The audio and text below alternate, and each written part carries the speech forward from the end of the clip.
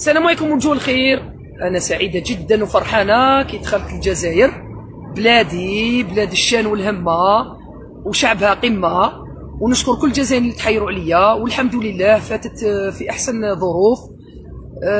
كانت عندي إكزامان دو دوسي عند السلطات الإيفوارية، يعني في وزارة الداخلية لا دي اس تي. قعدت معهم 50 ساعة، يعني يومين، من يوم الاثنين اللي رفدوني على الساعة 7:30 أمام الملعب. داروا معايا إجراءات، تفاهموا معايا أن هذه الفيديو كانت للشعب الجزائري حتى يحمد ربي والنعمة اللي راهي يتمتع فيها في أرض الوطن، أرض الشهداء. ونتمنى حظ موفق للفريق الوطني، والمشجع الجزائري لازم يبقى دائما وفي. ونشكر جيت في الفول تاع الصباح، في هذا الفول تاع مينوي 50 واحدة غير 10. أشكر الطاقم التحكيم، التحكيم، أشكر الطاقم الخطوط الجوية الجزائرية، وعلى رأسهم الكوموندو دبور، شيف كابين، المضيفين يعني الاستواري لي زوتيس، كبروا بيا، ربي ان شاء الله يكبرهم في طاعته. حطوني كلاس بيزنس، حاجه ما خصتني، طمئوني. ما كان حتى اجراءات بعدها، نزلت عادي في الدوله الجزائريه، عادي في بلادي، رحت درت الاجراءات عادي، باسبور لاباف.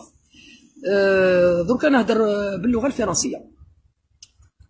Je suis très heureuse de rentrer en Algérie, ma patrie, le berceau de la fierté et la dignité, et la source d'hospitalité. Je tiens à remercier la DST ivoirienne qui m'a pris en charge pour mon examen de dossier. Donc pendant 50 heures, j'étais très bien entouré. Par mesure de sécurité et surtout la mienne, il fallait quitter le territoire. Donc ils regrettent ce qui s'est passé. Ça a pris de l'ampleur. Donc je n'ai pas compris, j'ai juste fait appel à j'ai juste constaté ce que j'ai vu. Donc j'ai bien dit ça dans mon procès verbal. Et les choses ont été détournées autrement. Bref, je dirais toujours one, two, three, viva l'Algérie. Bonne chance pour l'équipe nationale algérienne. J'espère qu'ils vont revenir avec la 3e étoile.